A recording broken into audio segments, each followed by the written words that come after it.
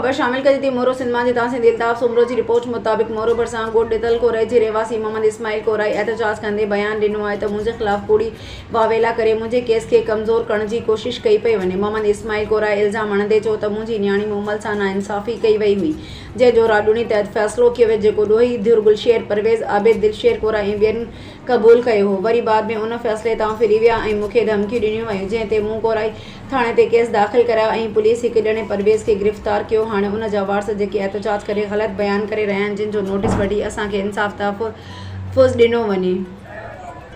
मोहम्मद इस्माइल नालो आहे मुंहिंजो, ही मुंहिंजा अज़ीज़ आहे, मिट आहे। इन अची मूंखे घर में धकणी नाजाइज़ी जो मुंहिंजे नंबर सां कयूं ऐं धकणी इहा हलिया। मूं वञी NAC कटराई, NAC कटराए फ़ैसिलो ॿुधी कयोसीं। फ़ैसिले में ॾोही थिया, ॾोह ॾंड ॾियणो करे उते क़बूलदार थी। वरी 15 ॾींहं खनि गुज़रिया, वरी फिरी विया। फिरी पोइ मूं अची FIR कराई आहे कोराई थाणे ते। हाणे हू ॿुधी हुनखे चई मूंखे धमका ऐं दमान ऐं दाबा ॾींदा वतन था। ऐं पोइ पुलिस जे कोॾो FIR मूं पाण कराई आहे। बाबा चंदन मठनि जो फ़ैसिलो आहे, हुननि जा शाहिद आहिनि।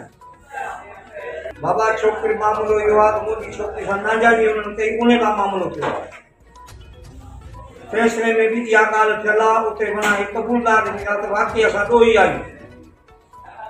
वरी बाबा मुमताज़ जी मौजी जो बाबा मुंहिंजी नाजाइज़ी कई, उन खां त फ़ैसिलो थियो, हुन ते चटी पई न, हिननि न मञी। उन खां पोइ वरी विसाखा FIR वञी कराई आहे। चङनि मठनि खे सभिनी खे ओड़े पाड़े खे सभिनी खे ख़बर आहे। उहो लोफर माण्हू आहे, हुननि ते इतबार कोन्हे। उहो धमकी ॾियनि था मारण जी, ॿुधो असां मारींदासीं। बाबा मुमताज़ मूंखे ॾिठल ई कोन्हे, कहिड़ो मुमताज़, मूंखे का ख़बर ई कान्हे। मुमताज़ जी मङे थी, मूंखे कहिड़ी ख़बर, असां त हुननि ते विया ई न आहियूं। असांखे घर में अची ॾंडा आया पंहिंजी नाजाइज़ी कई अथई, सभिनी खे ख़बर आहे। मुतालबो इहो कयूं था त असांजो हक़ ऐं अदालत इंसाफ़ कयो वञे ऐं पुलिस वटि केस असां पाण FIR कराई आहे। बाबा जॾहिं हुननि न मञियो